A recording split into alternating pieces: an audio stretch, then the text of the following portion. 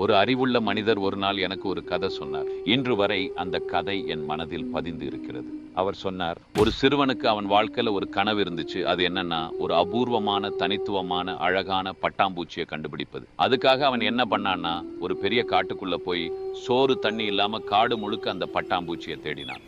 அந்த நேரத்துல பக்கத்துல யாரு வந்து அவனை கூப்பிட்டாலும் கேட்காது. அந்த அளவுக்கு அவன் முழு கவனமும் அந்த பட்டாம்பூச்சியை கண்டுபிடிப்பதிலேயே இருந்தது.